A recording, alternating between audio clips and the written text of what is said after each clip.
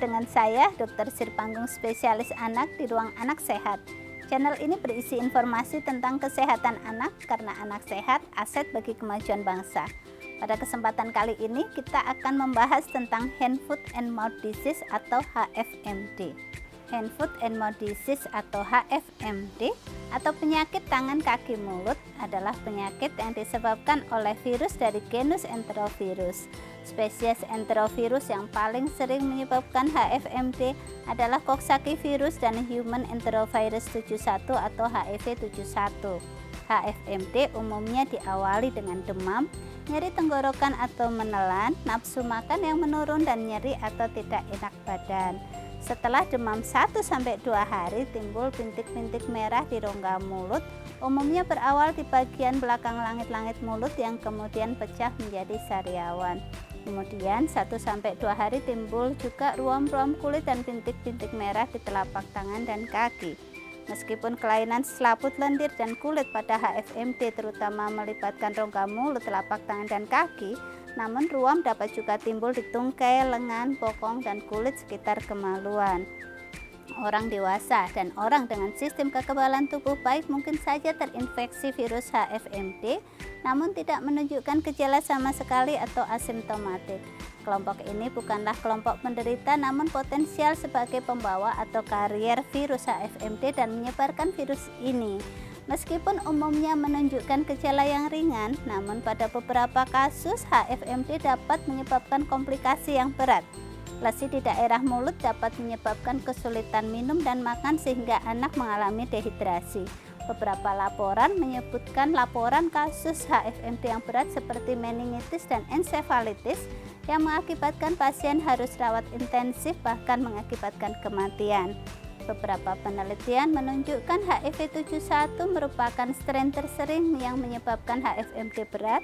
Beberapa laporan kasus lainnya menunjukkan HFMD dapat menyebabkan komplikasi lepasnya kuku jari tangan dan kaki yang terjadi beberapa minggu setelah fase akut HFMD. Meskipun demikian, kelainan ini bersifat sementara dan kuku dapat tumbuh kembali. Penderita HFMD dapat menyebarkan virus HFMD melalui sekret atau cairan hidung atau ingus, tenggorokan, melalui ludah dan dahak, lesi kulit yang pecah, dan dari kotorannya. Penyebaran ini mudah terjadi bila terdapat kontak erat dengan penderita, misalnya berbicara, memeluk, mencium, melalui udara, misalnya saat bersin, batuk, kontak dengan kotoran pasien, dan kontak dengan objek atau permukaan yang tercemar oleh virus HFMD, misalnya memegang gagang pintu, permukaan meja, perabotan yang tercemar virus, dan lain-lain. Penderita HFMD umumnya sangat menularkan virus pada minggu pertama sakit. Beberapa pasien bahkan masih menularkan virus beberapa hari atau minggu setelah gejala dan tanda infeksi hilang. Tidak ada pengobatan khusus untuk HFMD. Pengobatan bersifat simptomatik untuk mengatasi keluhan yang ditimbulkannya. Paracetamol dapat diberikan untuk mengatasi demam dan nyeri.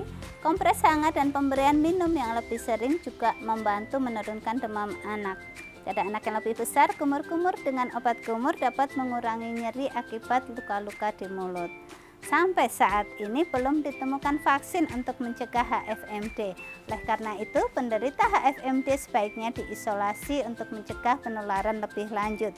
Kejadian luar biasa atau KLB dapat terjadi di berbagai negara dan lebih sering ditemukan di negara-negara di Asia Tenggara, khususnya di lingkungan yang tertutup dan padat seperti sekolah, panti asuhan, asrama, pondok pesantren, dan tempat penitipan anak.